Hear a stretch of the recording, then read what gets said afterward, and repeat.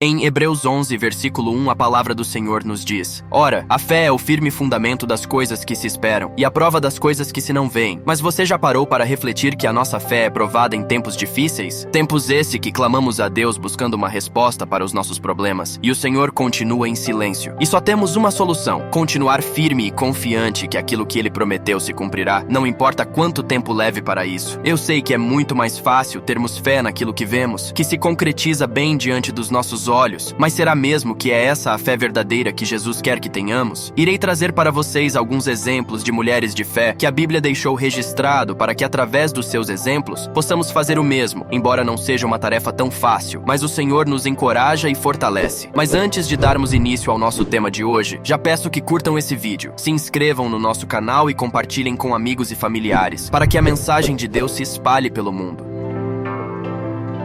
A Bíblia cita inúmeras mulheres de fé, mulheres que foram extremamente importantes, tanto no Antigo Testamento quanto no Novo. Mulheres que levantaram vozes de esperança, fé inabalável, e foram verdadeiras auxiliadoras em seus lares e na vida de quem as cercava. Verdadeiros exemplos para a humanidade. O livro sagrado cita sobre Sara, no Antigo Testamento. Sara foi a esposa de Abraão e mãe de Isaac. Junto com Abraão, ela se tornou a matriarca do povo judeu. Sara ficou conhecida por sua fé em Deus e seu apoio a Abraão. Quando Abraão obedeceu a Deus e deixou a sua cidade para ir para a terra prometida, ele levou sua esposa Sara com ele. Naquele tempo, eles se chamavam Abrão e Sarai. Mesmo tendo 65 anos de idade, Sarai aceitou a decisão de seu marido e o acompanhou, passando a viver em tendas para o resto de sua vida. Sarai era muito bonita, e quando foram para o Egito, Abrão ficou com medo que os egípcios o matassem para ficar com sua esposa. Por isso fingiram serem irmãos. Gênesis 12, versículos 11 até 13. O faraó gostou de Sarai e a levou para seu palácio, mas Deus revelou ao faraó que ela era a esposa de Abraão. O faraó não gostou de ter sido enganado e mandou Abrão e Sarai embora do Egito. Anos mais tarde, eles fizeram a mesma coisa entre o povo de Gerar. Abimeleque, o rei de Gerar, tomou Sara para ser sua esposa, mas mais uma vez, Deus lhe revelou que ela era a esposa de Abraão. Abimeleque censurou Abraão por mentir e quase trazido desgraça sobre seu povo. Gênesis 20, verso 9. Abimeleque não tocou em Sara e ela voltou em segurança para seu marido. 10 anos depois que Deus tinha prometido pela primeira vez uma terra e muitos descendentes a Abrão, ele repetiu a promessa, garantindo que Abrão teria um filho. Mas Deus não tinha dito nada sobre Sarai ser a mãe. Por isso, Sarai achou que deveria providenciar outra esposa para Abrão ter um filho, segundo o costume da época. Gênesis 16, versículos 1 ao 3. Sarai entregou sua escrava Hagar para se casar com Abrão e Hagar engravidou. Mas Hagar passou a desprezar Sarai e, em resposta, Sarai maltratou Hagar. Gênesis 16, versículos 5 e 6. Sarai não encontrou a alegria que esperava em Ismael, filho de Hagar. Quando Abrão tinha 99 anos, Deus falou com ele novamente e lhe disse que seu herdeiro seria filho de Sarai, que agora seria chamada Sara, que significa princesa. Um pouco mais tarde, Deus repetiu essa promessa, quando 3 anjos do Senhor apareceram perto de sua tenda. Sara, que estava por perto, ouviu e se riu, pensando que isso era impossível. Gênesis 18, versículos 12 ao 14. Mas Deus garantiu que ela teria um filho, e na primavera seguinte, ela deu à luz Isaque. Sara cometeu alguns erros em sua vida, mas ela tinha fé em Deus, e foi sempre fiel a seu marido. Ela acompanhou Abraão em suas viagens e o tratava com respeito. 1 Pedro 3, versículos 5 e 6. Depois da dúvida inicial, Sara creu que Deus lhe daria um filho. Mesmo sendo estéril, Abraão amava Sara muito e não a abandonou. Quando Sara morreu, Abraão e Isaque ficaram muito tristes. A única propriedade que Abraão comprou na sua vida foi o lugar para sepultar sua querida esposa Sara. Gênesis 23, versículos 19 e 20. Impressionante a história de Sara. Traz para a humanidade uma reflexão muito importante. Crê nas promessas e no tempo de Deus. O relógio do Senhor é diferente do nosso. Mesmo enfraquecidos, jamais perca a fé naquele que escreveu teus dias. Uma mulher admirável em fé foi Maria, mulher escolhida para trazer o Messias ao mundo. Maria era uma jovem virgem que vivia em Nazaré da Galileia. Ela era noiva de um carpinteiro chamado José. Lucas capítulo 1, versículo 26. Assim como José, é amplamente aceito que Maria era da linhagem de Davi. O mesmo anjo, Gabriel, que havia predito o nascimento do profeta João Batista, também foi enviado a Nazaré para predizer o nascimento de Jesus. Naquela pequena aldeia da Galileia, vivia Maria de Nazaré. Ela era uma virgem prometida em casamento a um homem que vivia na mesma aldeia. Em sua visita, Gabriel saudou Maria como uma mulher agraciada. Sua salvação significava simplesmente que ela era a destinatária do favor de Deus, escolhida para ser a mãe de Jesus. Lucas capítulo 1, verso 28. Diante de tal saudação, ela demonstrou temor e surpresa. O anjo então tranquilizou Maria. Ele lhe assegurou que ela havia achado graça diante de Deus e lhe anunciou que ela ficaria grávida e daria à luz ao Filho do Altíssimo. Lucas capítulo 1, versículo 30 ao 33. Ao ouvir tais palavras, Maria pediu uma explicação ao anjo. Ela não entendia como isso seria possível, já que ainda não havia conhecido homem algum. Lucas capítulo 1, versículo 34. Gabriel lhe explicou que sua concepção resultaria de uma ação divina e não humana. Portanto, o próprio Espírito Santo produziria em seu ventre esse milagre extraordinário. Lucas capítulo 1, versículo 35 ao 37. Diante da explicação dada pelo anjo, Maria prontamente se mostrou humilde e sinceramente rendida a tamanha dignidade que soberanamente Deus havia lhe concedido ao escolhê-la. Lucas capítulo 1, versículo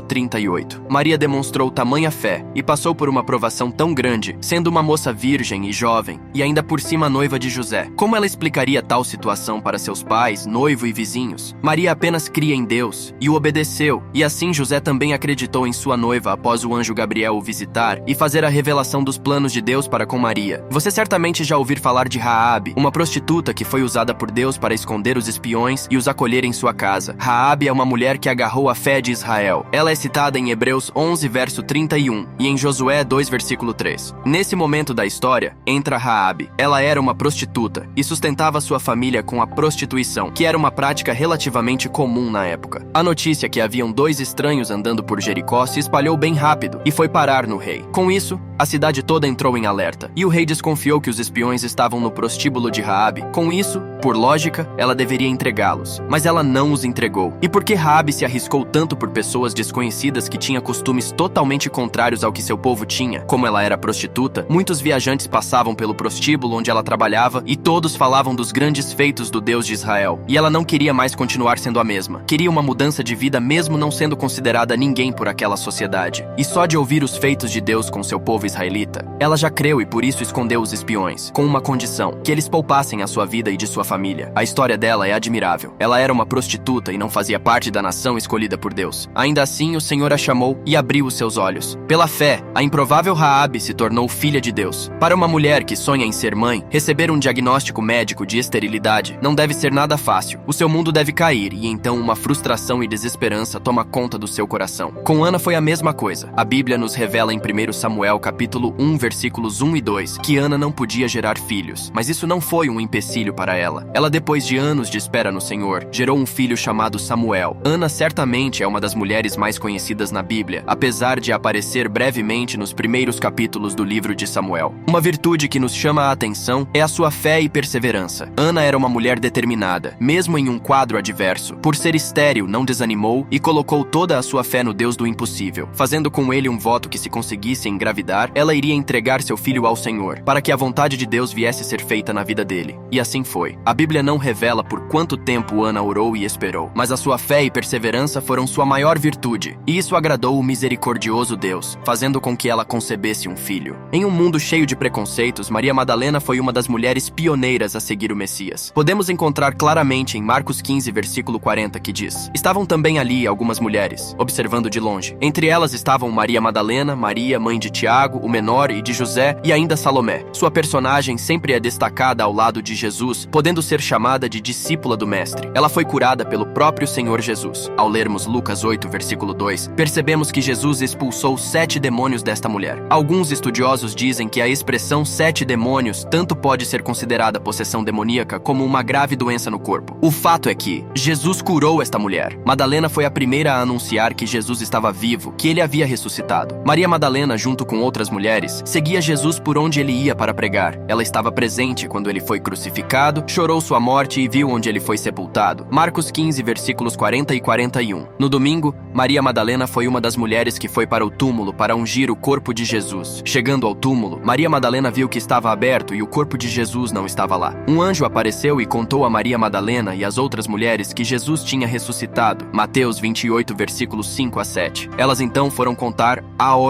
apóstolos. Muitos relatos dizem que Madalena, ao ser curada pelo Messias, largou tudo para trás e o seguiu, dedicando sua vida na obra do Senhor, ajudando financeiramente em seu ministério. Realmente uma mulher de fé e determinação. determinação, que não se deixou diminuir por ser mulher apenas, visto que na época as sociedades faziam diferenças entre homens e mulheres. Ela apenas queria dedicar sua vida a quem trouxe a vida dela de volta. Como seriam nossas vidas se pudéssemos tocar na roupa de Jesus e todas as nossas enfermidades, angústias, tristezas e outros males fossem levados? Assim aconteceu com a mulher do fluxo de sangue. Uma passagem bíblica impressionante e que demonstra tamanha fé e ousadia de uma mulher que disse que se apenas conseguisse tocar na orla da roupa do Messias, seria curada da sua enfermidade. Encontramos esse relato em Mateus 9, versículos 18 ao 26. E eis que uma mulher que havia já 12 anos padecia de um fluxo de sangue, chegando por detrás dele, tocou a orla da sua veste. 21, porque dizia consigo: se eu tão somente tocar a sua veste, ficarei sã. E Jesus, voltando-se e vendo-a, disse: tem ânimo, filha, a tua fé te salvou. E imediatamente a mulher ficou sã. A cura de uma mulher com o fluxo de sangue é um dos milagres de Jesus, relatado nos evangelhos de Marcos, Mateus e Lucas. A Bíblia não faz mais menções sobre essa mulher que sofria de hemorragia há 12 anos, mas naquela época alguém que sofria de tal mal era considerada impura, indigna de conviver em sociedade. Agora, imaginem o sofrimento desta pessoa, longe da sua família, sobrevivendo nas ruas afastada do restante da sociedade. E naquele instante, apenas um toque e uma fé inabalável a curou do mal que a perseguia. O que podemos aprender com essas mulheres? Aprendemos que circunstância nenhuma determina quem somos, e muito menos aquilo que o Senhor tem preparado para aqueles que o amam e o temem. A fé é o firme fundamento daquilo que não vemos com nossos olhos carnais, mas Deus quer que vejamos com olhos espirituais as suas maravilhas em nossas vidas. A fé é um dom que ajuda as pessoas a passarem pelos momentos difíceis e pelas circunstâncias penosas, que sempre ocorrem na vida, quando menos se espera. Para superar essas dificuldades, para ter algum alento ou esperança, é preciso ter fé. Quanto maior a perda, mais necessária é a fé. A fé é a verdadeira luz em meio à escuridão. Agradeço a sua companhia até aqui. Que o Senhor Jesus abençoe tua família e compartilhe esse vídeo para que alcance mais almas. Comentem aqui embaixo o que acharam do vídeo e já deem sugestões de temas para os próximos. Graça e paz, até logo!